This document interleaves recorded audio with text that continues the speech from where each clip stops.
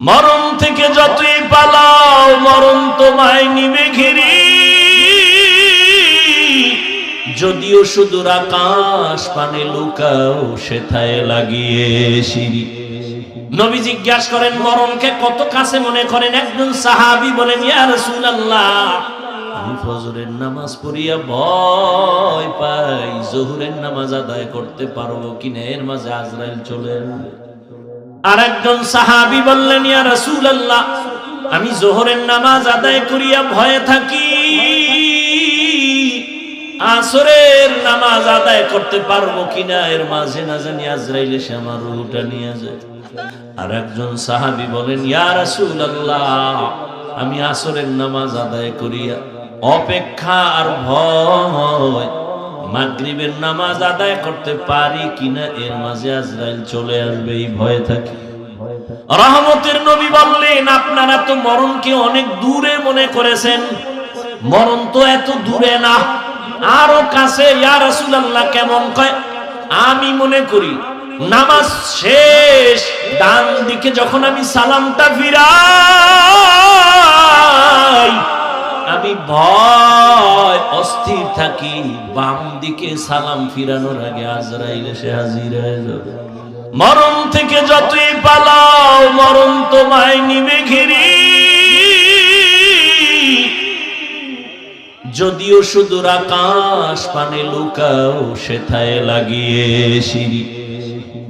নদী পথে নৌকা চালাও ও মাঝি ভাই, বেলা ডোবার আগে আমি পার উঠতে চাই, ডুবে গেলে বেলা রে আর উঠে না, ভেঙ্গে গেলে মেলা রে আর জমে না।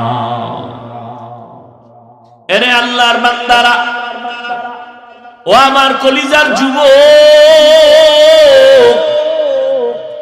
আমি তোমাদের হুজুর বানাবার জন্য আসি নাই, আমি একবারও কিন্তু বলি নাই এবং বলবো না যে আমি পাঁচকল্লি পড়েছি তুমিও পড়ো, আমি কওমি মাদ্রাসার সন্তান তুমিও কওমিতে যাও, বলি নাই, বলবো না, ভয় পাইও না। আমি দাওয়াত ও তাবলীগের লাইনের সন্তান, আমি পীরের মুরিদ, একবারও বলি নাই, বলবো না তুমি তাবলীগে যাও, তুমি পীরের কাছে যাও। কি বলবো একটু খেয়াল করে শুনো রে বাবা, তুমি স্কুলে পড়ো, কলেজে পড়ো, চাকরি করো, ব্যবসা করো, ধন্যবাদ ধন্যবাদ ধন্যবাদ, শুধু ধন্যবাদই না, আমি বলবো এই যুবকেরা, স্কুল ছাড়িস না, কলেজ ছাড়িস না, লেখাপড়া করে ডাক্তার হও, ইঞ্জিনিয়ার হও, প্রফেসর হও, ব্যবসায়ী হও, চাকরিজীবী হও, তবে ছোট একটা দাবি আমার, বেয়াদব হইও না রে বাবা। বলতে পারো হাফিজ ভাই বেয়াদব হব না, তার ব্যাখ্যা কি? তিন জায়গায় বেয়াদবি করবা না, মরার আগে জীবন নষ্ট হয়ে যাবে। এক, মা বাবার সাথে কখনো বেয়াদবি করবা না, জীবন নষ্ট। দুই, শিক্ষকের সাথে বেয়াদবি করবা না। তিন, আলেমের সাথে বেয়াদবি করবা না। মা বাবারে যদি কষ্ট দাও, বরদোয়া লেগে যায়, কপাল শেষ। শিক্ষকের সাথে যদি খারাপ আচরণ করো, বরদোয়া লেগে যায়, জীবন শেষ। আলেমের যদি কষ্ট দেও, বরদোয়া লেগে যায়, তোমার জীবন ধ্বংস হয়ে যাবে মরার আগেই। তুমি ডাক্তার হও, বেয়াদব হইও না। মা বাবার দোয়া নিয়া, শিক্ষকের দোয়া নিয়া, উলামায়ে কেরামের পরামর্শ নিয়া তুমি জেনারেল লাইনে থাকিয়া লেখাপড়া করো, চাকরি করো, বাধা নাই। ও যুবক, তোমার মতো যুবক স্কুল কলেজে পড়ে, 5 বেলার নামাজ পড়ে, তুমি সাক্ষী দাও আসেনি? তুমি কেন পারো না? বিবেক দিয়া বলো, তোমার বিবেক কোথায়? তোমার কপালে কার বরদোয়া লাগছে, কার অভিশাপ লাগছে, বলো, তুমি কেন পারবা না? তোমার মতো জেনারেল লাইনের মানুষটা র্যাব, আর্মি, পুলিশ, বিডিআর এর চাকরি করে, ডাক্তার, প্রফেসর, ইঞ্জিনিয়ার, ব্যবসায়ী, চাকরিজীবী, 5 বেলার নামাজ পড়ে, তুমি কেন পারো না? তোমার মতো যুবক জেনারেল লাইনে থাকিয়াও গাড়ি চালায়, নামাজ ছাড়ে না, নদীর মধ্যে মাছ ধরে, নামাজ ছাড়ে না, কৃষি কাজ করে, নামাজ বাদ দেয় না, বলো তুমি কেন পারো না? কার বরদোয়া জানি লাগছে, তাড়াতাড়ি ক্ষমা নিয়ে নাও। রহমতের নবীর উপরে দুইটা ছায়া ছিল দুনিয়ার লাইনে। এক ছায়া চাচা আবু তালেব, আর এক ছায়া হলো তার সহধর্মিনী আম্মা জান খাদিজাতুল কুবরা রাদিয়াল্লাহু আনহা। কেমন কঠিন!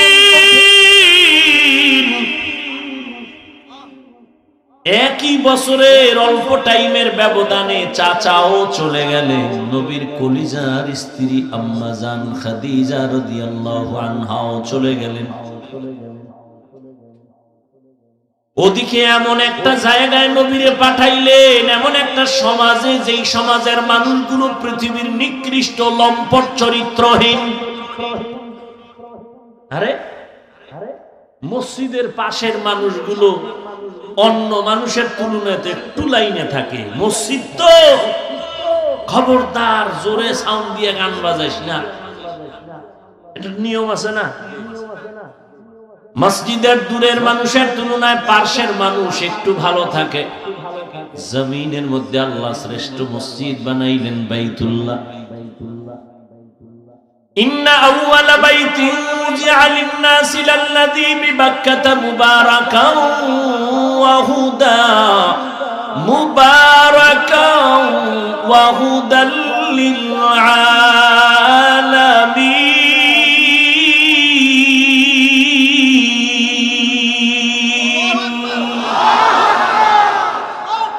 পৃথিবীর শ্রেষ্ঠ ঘর বাইতুল্লাহ। কেমন ঘর? এই সব ঘর মসজিদ কার ঘর? নোয়াখালীর কেন্দ্রীয় মসজিদ কার ঘর? বাইতুল মুকাররম মসজিদ কার ঘর? সব মসজিদ আমার আল্লাহর ঘর, তবে বাইতুল্লাহর মর্যাদা অনেক বেশি। যেই বাইতুল্লাহর দিকে তাকাইয়া থাকবি সওয়াব, যেই বাইতুল্লাহর সীমানায় বসে একবার যদি ডাক দাও আল্লাহ, সাথে সাথে 1,00,000 বার আল্লাহ বলার সওয়াব। বাইতুল্লাহর সীমানায় বসে যদি একবার বলো সুবহান, 1,00,000 বার সুবহান বলার সওয়াব। বাইতুল্লাহর এরিয়ায় যদি একটা সিজদা দাও, 1,00,000 সিজদার সওয়াব আল্লাহ দান করবেন। এমন একটা দামি ঘরের পাশের মানুষগুলো এত বড় চরিত্রহীন হলো কেন? দুনিয়ার অন্য কোথাও এত খারাপ মানুষ নাই, বাইতুল্লাহর এরিয়ার মানুষ, পাশের মানুষগুলো এই পরিমাণ লম্পট চরিত্রহীন কেন? এর একমাত্র কারণ, অনেকগুলো কারণের বড় একটা কারণ, এদের কোনো মুরব্বী ছিল না। ঈসা নবী চলে গেছেন, 500 বছরের প্লাস, এর মধ্যে কোনো নবী নেই। মানুষগুলো মুরব্বী না থাকলে বেপরোয়া চলে, গরুর গলায় রশি আর মালিক না থাকলে গরুর আর কোনো টেনশন নাই, স্বাধীন। জমিনের মধ্যে স্বাধীন স্বাধীন করে যারা চলে, এদের জিন্দেগি ভালো না। আকাশে স্বাধীনভাবে পাখি উড়ে, কোনো দাম নাই। খাঁচার মধ্যে যেটা আটকায় গেছে ওটার মূল্য বেড়ে গেছে। সমুদ্রের ভেতরে 1000 কোটি ধরনের মাছ স্বাধীনভাবে দৌড়ায়, যেখান থেকে সেখানে দৌড়ায়, দাম নাই। জালের মধ্যে আটকায় গেছে, বাজারে উঠছে, দাম বেড়ে গেছে। রাস্তায় কুকুর ঘুরে, কোন কুকুরের দাম নাই। মালিকের শিকল যেই কুকুরের গলায় লাগানো, কুকুরের দাম বেড়ে গেছে। জঙ্গলের হাজারো প্রাণীর কোনো মূল্য নাই, স্বাধীন।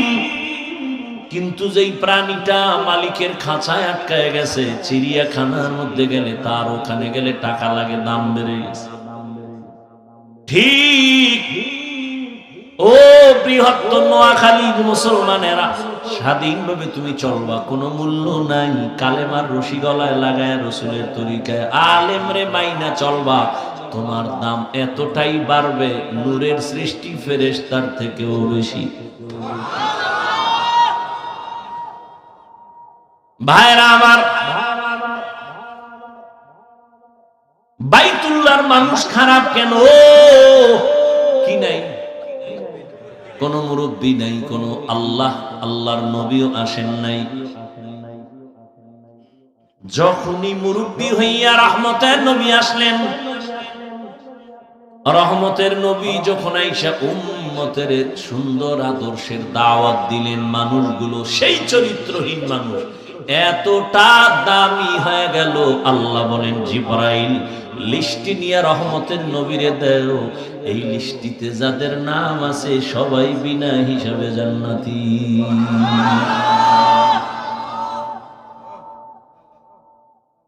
বিদায় বেলা রহমতের নবী চ্যালেঞ্জ দিয়ে গেছেন, ও উম্মতেরা,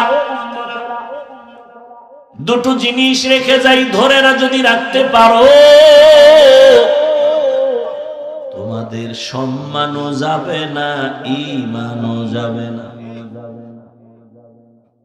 قال رسول الله صلى الله عليه وآله وسلم, এই ওই জায়গায় একটা লোক, ও মনে হয় যায় না, ভয়ে যাও বাবা, ওই যে উঠছিল গেছে না, আবার ওখানে ভেজাল লাগাই সব নষ্ট করো না, তোমার সমস্যা থাকলে যাও।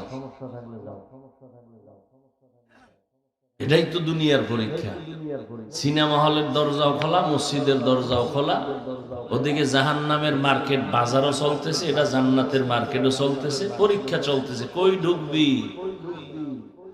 হ্যাঁ, ওখানে দোকানপাট চলে, ওখানে খেলনা, ওখানে বেলুন, ওখানে নারী, ওখানে পুরুষ, ওখানে যুবক যুবতী, অবাধে কবিরা গুনাহ চলতেছে দোকানপাটে, চলে না?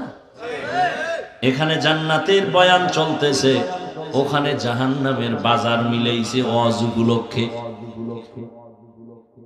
ওয়াজ উপলক্ষে জাহান্নামের বাজার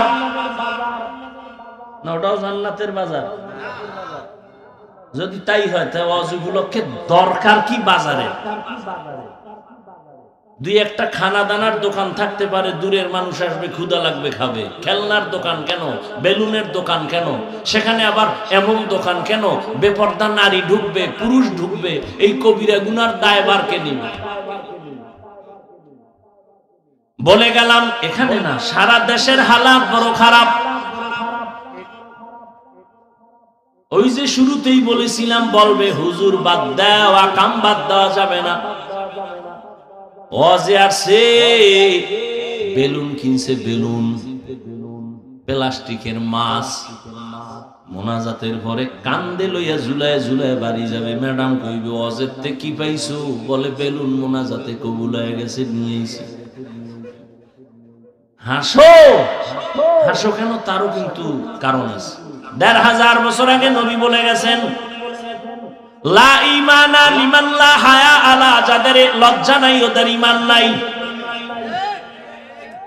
পাগলের কোনো লজ্জা আছে নি? এজন্য হাসে, আবার কান্দে, আবার দৌড় দেয়। অথচ আমি এখানে এতক্ষণ পর্যন্ত যতটা কথা বলছি, একটাও হাসির কথা বলি নাই। আল্লাহ হেদায়েত দান করুন, আল্লাহ আমারে করুন। আপনাকে হেদায়েত লাগলে আপনারা চাইয়া লইন, নিজের জন্যই বেতাল অবস্থায় আছে। ভাইরা আমার,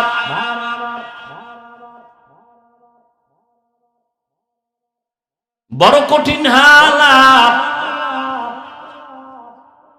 ও পর্দার আড়ালের আম্মা জানেরা, আছে নোয়াখালীর মহিলারা ওয়াজ শুনে কি শুনবে? হেরা যে আয়ার ডাইনে বামে কতটি ক্যাসেট লইয়া,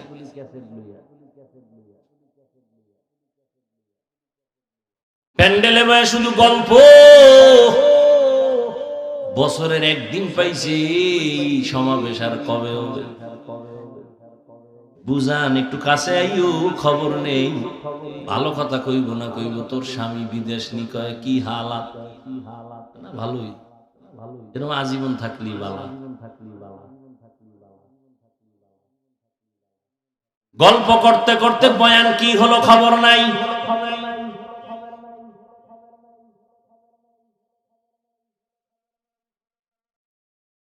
বয়ানের প্রয়োজনীয়তাই মনে করে না, গল্প করে করে আসছে, আবার বাসায় যাবে। অথচ আম্মাজানদের বয়ান বেশি শোনা দরকার। বাবার তুলনায় মায়ের অবদান সন্তানের উপরে অনেক বেশি। এরে আম্মাজান, এ জমিনের মধ্যে আপনারাই হলেন বড় দামি। জমিনে যত নবী আল্লাহ পাঠাইছে সব মায়ের সন্তান। আরে আম্মা জান, আপনারা সাহাবায়ে কেরামদের মায়ের মতোই দামি। আলেম হাফেজে কোরআনদের মায়ের মতো দামি। আরে আম্মা জানেরা, এ দুনিয়ায় যত ভালো সন্তান আছে সব আপনাদের কারণে। সময় যদি থাকে আমি শেষের দিকে দুই একটা ঘটনা শোনায় যাব। দুই একটা কিসসা কাহিনী না বললে আমার নাম থাকে। এই নোয়াখালীরা হাফিজুর রহমান কিসসা কাহিনীর ওয়াজ করে, দুই একটা শুনেই তুইব না। সময় পাইলে শুনাম।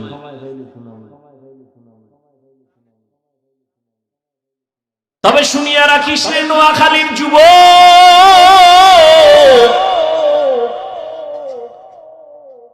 ওই কিসসা কাহিনী বলিয়া যদি দুইটা মানুষ চোখের পানি ছাইরা নামাজি হয়ে যায়, এর থেকে সফলতার কিছুই নাই। তুই বিরোধিতা করো না যেন জাহান্নাম খরিদ করো।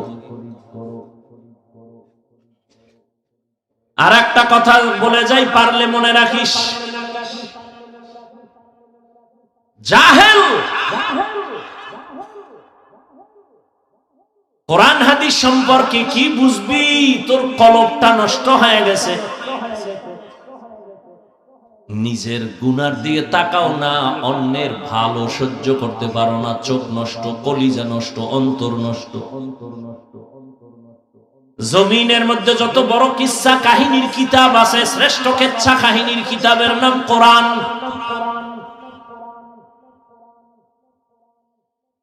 জমিনের সর্বশ্রেষ্ঠ কিচ্ছা কাহিনীর দ্বিতীয় কিতাব হাদিস।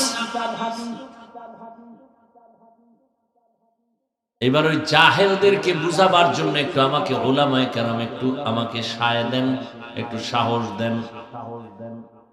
ওই জাহেলরা দেখুক কোরআন হাদিসের মধ্যে কিচ্ছা আছে না নাই। উলামায়ে কেরাম বলবেন, এই তোরা কোরআন বুঝো না, তোরা বকবক করো। আলেমরা বলবে আসেনি। বলেন কোরআন শরীফের মধ্যে হাতির কেচ্ছা আসেনি, সাপের কেচ্ছা আসেনি, ব্যাঙের কেচ্ছা আসেনি, বাঘের কেচ্ছা আসেনি, পিঁপড়ার কেচ্ছা আসেনি, মশা মাছির কেচ্ছা আসেনি। এই জাহেলগুলো কি বলে কেচ্ছা কাহিনী নেই? বরং আমি যদি বলি সময় নাই, 2000 আয়াত আছে শুধু কেচ্ছা কাহিনী, কেচ্ছা কাহিনী, কেচ্ছা কাহিনী। কয় হাজার আয়াত? 2000। সময় নাই, দিছে তাফসিরুল কোরআন মাহফিল। 1-1.5 ঘন্টা কি হবে? তা না, এক বক্তাকে 2-3 দিন দিলে এবার একটা বিষয়ের উপরে আলোচনা করলে এবার কিছু বোঝা যায়। 13টা আয়াত পড়ে তরজমা বলা, এর নাম তাফসির না। এটা তাফসির নামের ভণ্ডামি। আমি না নোয়াখালী আইলে বলি, সাইজ করি নোয়াখালী লাগে এই কথা কইয়া যে বাংলাদেশের আলেমগো তাফসির শিখাইয়া গেছে। তাফসির কি, কেন, কিভাবে শিখায় গেছে নোয়াখালীর রত্ন হাবিবুল্লাহ মিসবাহ রহমাতুল্লাহ। কি বুঝো তাফসিরে? কি বুঝো?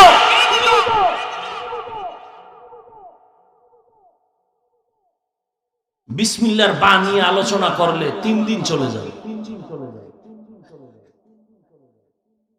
কি বুঝো তাফসিরে? বয়ে বয়ে গুনো কলম দিয়ে কয়টা আয়াত কইছে না, কে শিখাইছে তাফসির?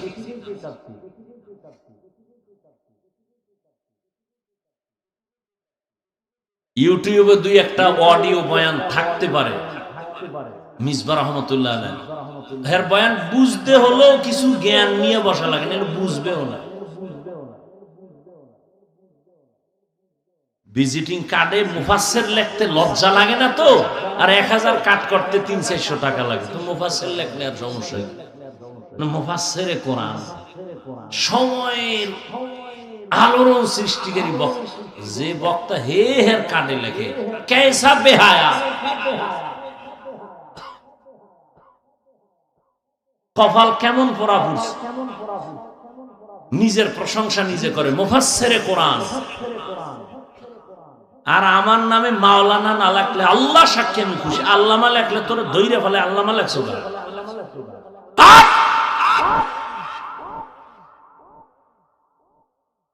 দেখি টাইটেল টুইটেল সারা দিয়ে আল্লাহ সম্মান দেয়নি।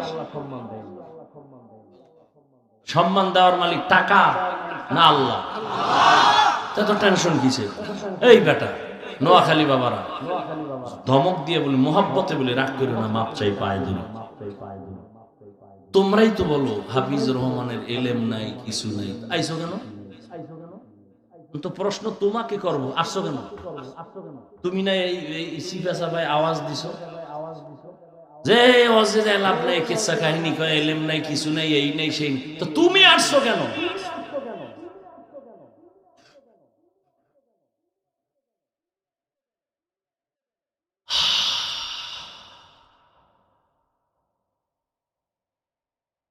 আল্লাহুম্মা মারহামনি বিতারকিল মাআসি, আল্লাহুম্মা আরহামনি বিতারকিল মাআসি, আল্লাহুম্মা আরহামনি বিতারকিল মাআসি।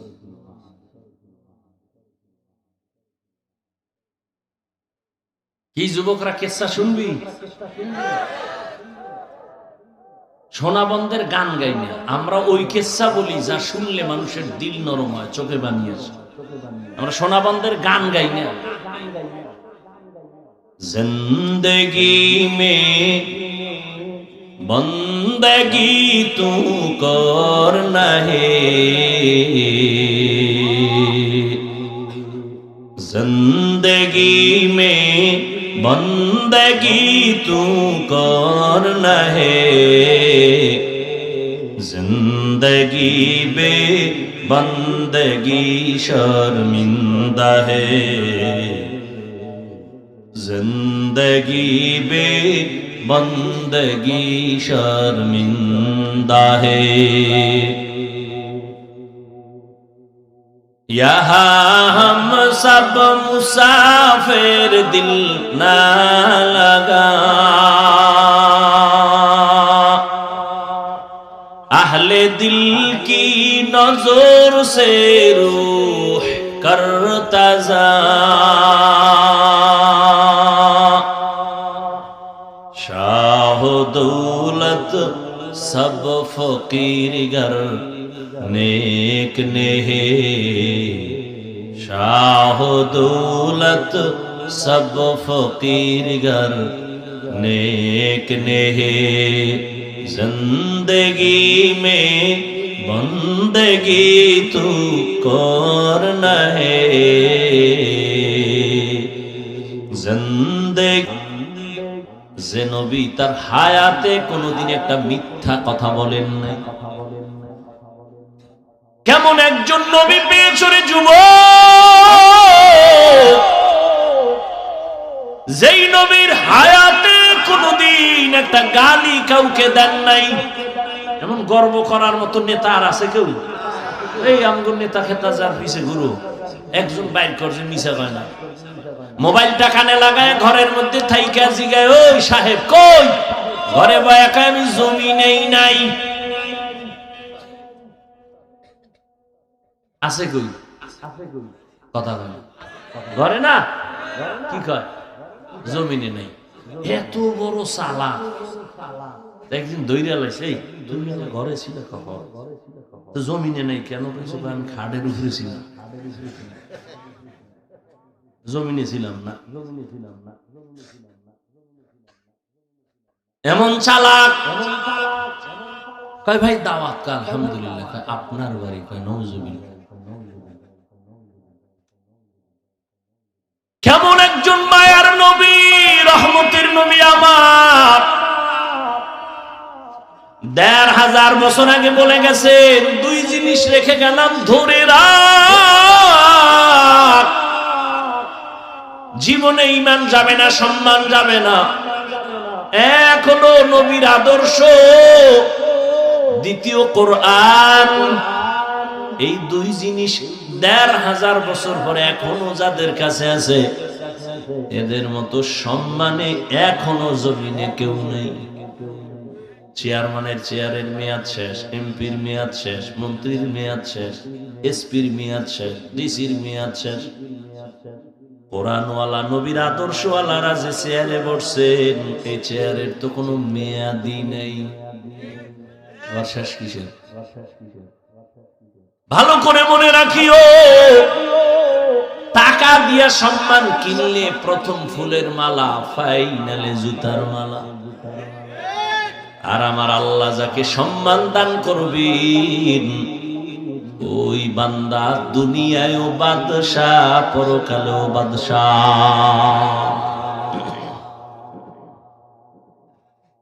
এরে নবীর আশিক, কেমন একজন নবী আল্লাহ আমাদের দান করেছেন, যে রহমতের নবী জীবনে গালি দিবেন দূরের কথা, হাজারো গালি শুনছেন, একটা গালির জবাবও দেন নাই।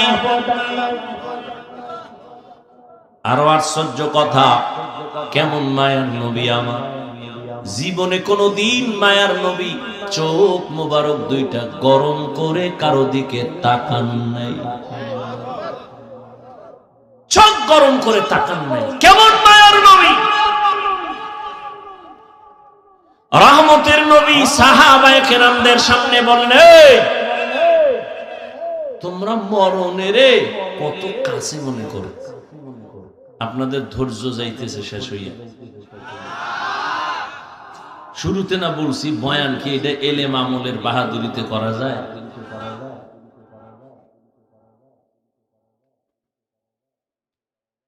হায় হায়, নবী জিজ্ঞাসা করেন মরণকে কত কাছে মনে করেন? একজন সাহাবী বলেন, ইয়া রাসূলুল্লাহ, আমি ফজরের নামাজ পড়িয়া ভয় পাই, জোহরের নামাজ আদায় করতে পারবো কিনা, এর মাঝে আজরাইল চলে আসবে।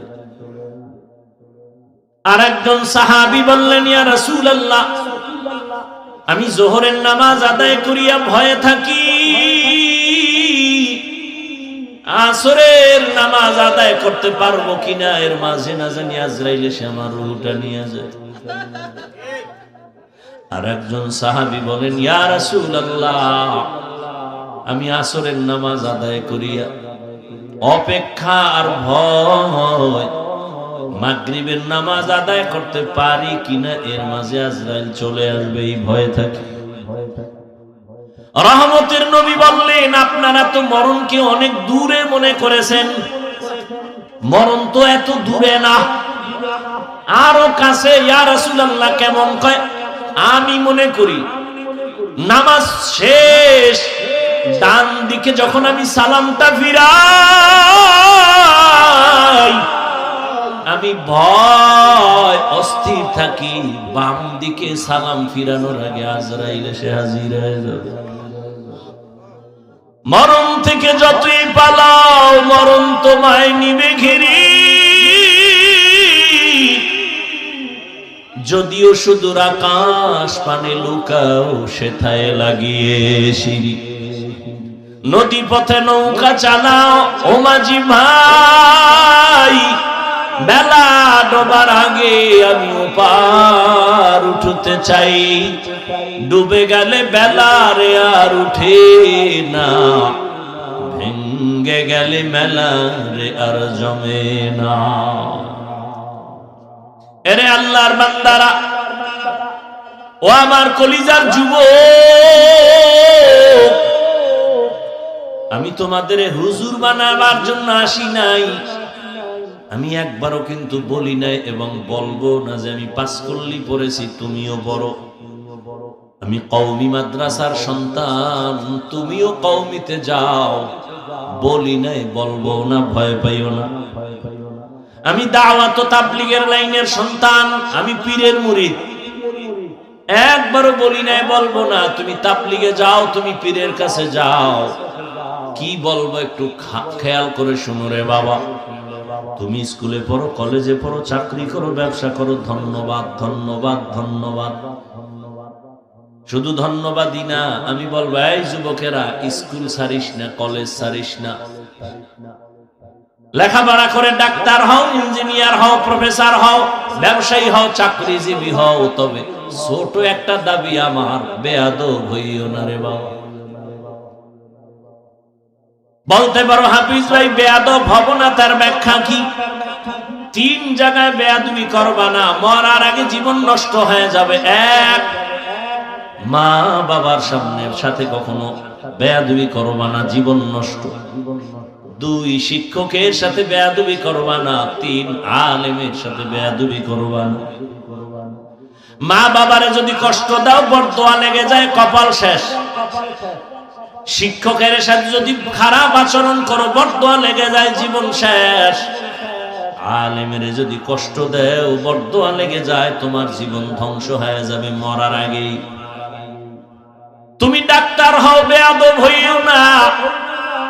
মা বাবার দোয়া নিয়া, শিক্ষকের দোয়া নিয়া, উলামায়ে কেরামের পরামর্শ নিয়া তুমি জেনারেল লাইনে থাকিয়া লেখাপড়া করো, চাকরি করো, বাধা নাই। ও যুবক, তোমার মতো যুবক স্কুল কলেজে পড়ে, 5 বেলার নামাজ পড়ে, তুমি সাক্ষী দাও আসেনি। তুমি কেন পারো না? বিবেক দিয়া বলো, তোমার বিবেক কোথায়? তোমার কপালে কার বরদোয়া লাগছে, কার অভিশাপ লাগছে, বলো, তুমি কেন পারবা না? তোমার মতো জেনারেল লাইনের মানুষটা র্যাব, আর্মি, পুলিশ, বিডিআর এর চাকরি করে, ডাক্তার, প্রফেসর, ইঞ্জিনিয়ার, ব্যবসায়ী, চাকরিজীবী, 5 বেলার নামাজ পড়ে, তুমি কেন পারো না? তোমার মতো যুবক জেনারেল লাইনে থাকিয়াও গাড়ি চালায়, নামাজ ছাড়ে না, নদীর মধ্যে মাছ ধরে, নামাজ ছাড়ে না, কৃষি কাজ করে, নামাজ বাদ দেয় না, বলো, তুমি কেন পারো না? কার বরদোয়া জানি লাগছে, তাড়াতাড়ি ক্ষমা নিয়ে নাও। মা বাবার চোখের পানি আর দোয়া ছাড়া জীবনে তোমার সফলতা আসবে না রে বাবা। কারণ এই মা বাবার চোখের পানি তোমার আমার জীবনের সফলতার কারণ। মদিনাতুল মুনাওয়ারা থেকে একজন আল্লাহর প্রিয় বান্দা আসছে ভারতের জমিনে কালেমার দাওয়াত নিয়া। এই পর্দার আড়ালের আম্মা জানেরা, একটু খেয়াল করে শুনবেন। মদিনাতুল মুনাওয়ারা থেকে রাসূলের আশিক চলে আসছে ভারতে কালেমার দাওয়াত দেওয়ার জন্য।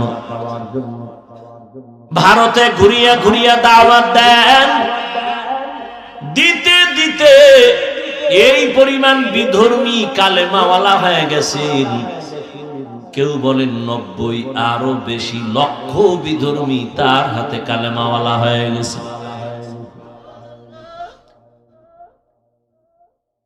আনন্দিত অন্তর ভরা, সবাই তার নাম জানেন। এমন আল্লাহর প্রিয় বান্দা, রাসূলের আশিক খাজা মুঈনুদ্দিন চিশতি আজমিরি রহমাতুল্লাহি আলাইহি। খাজা মুঈনুদ্দিনের মন বড় খুশি। আম্মা জানের সামনে বসলেন। মা বলে, এই মুঈনুদ্দিন, তোর অন্তরে এত আনন্দ কেন? মুঈনুদ্দিন চিশতি আজমিরি বলেন, আম্মা জান,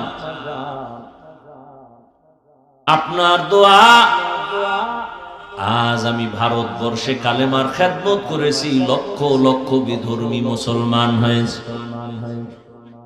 মা ডেকে বলেন, মুঈনুদ্দিন, এগুলো তোমার বাহাদুরি না, আমি মায়ের অবদান। কার অবদান?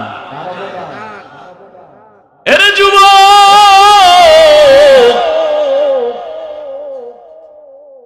কুয়াকাটা বঙ্গোপসাগর থেকে এক ধাক্কা দিয়া নোয়াখালীর চেয়ারে বসাইছেন আমার আল্লাহ। আমার মা বাবার চোখের পানি, আমার কোনো বাহাদুরি নেই। যেই আল্লাহ চেয়ারে বসান, ওই আল্লাহ যদি বেজার হয় চেয়ার থেকে ফালাইয়াও দিতে পারেন। এই কারণেই তো জান্নাতের টিকিট পাইয়াও আবু বকর নামাজে কান্নার আওয়াজ। রহমতের নবী সাহাবায়ে কেরামদের সাথে বললেন, ও সাহাবারা, মরণ এত দূরে না, মরণ আরো কাছে। মুঈনুদ্দিনের মা বলে, এই খাজা মুঈনুদ্দিন, এই অবদান আমি মায়ের। মুঈনুদ্দিন চিশতি বলেন, মা বলো তোমার কি অবদান। ও পর্দার আড়ালের আম্মা জানেরা, নিজের সম্মান যদি নিজে ধরে রাখতে না পারেন, কেউ দুনিয়ায় দিতে পারবে না। আপনাদের তো আল্লাহ সম্মানিত করেছেন, আপনারা নবীদের মা, সাহাবায়ে কেরামদের মা, আপনারা তো আয়েশা রাদিয়াল্লাহু আনহার মতোই নারী। এ দুনিয়ায় যত ভালো ভালো সন্তান আসছে মা আপনাদের অবদানের কারণে। মুঈনুদ্দিনের মা চোখের পানি ছেড়ে কাঁদেন আর বলেন, ও মুঈনুদ্দিন, আমার গর্ভে যখন তুই আসছো, আল্লাহর কসম আমি ওদিন থেকে এক রাতও ঘুমাই নাই। আমি রাতের গভীরে সিজদায় পড়ে কান্না করতাম আর দোয়া করতাম, হে মালিক,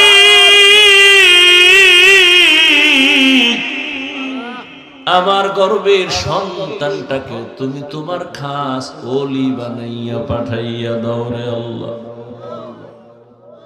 মায়ের দোয়া কত দামি রে যুবক। মা দোয়া করলে আর সে আজিমের দরজা দিয়া চলে যায়। ওই মা কত চোখের পানির কারণে আজকে আমি চেয়ারে বসছি রে বাবা। আমার পিছনে মায়ের কত কান্না, কত ত্যাগ আর কত কষ্ট। এরে সন্তানেরা যদি বুঝদি, চামড়া খুলিয়া জুতা বানায় দিতি, মায়ের সাথে বেয়াদবি করতি না রে বাবা। মা আমি যেদিন দুনিয়াতে আসছি রে যুবক, তুমি যেদিন দুনিয়াতে আসছো প্রসব বেদনায় মা পাগল। মা যেই মায়ের কণ্ঠ ঘরের বাইরে যায় না, কিন্তু আমি দুনিয়াতে আসার সময় মায়ের এত ব্যথা বেদনার চিৎকারের আওয়াজ বাইরের পাশের বাড়ির মা বোনরা ঘুমাইতে পারে নাই।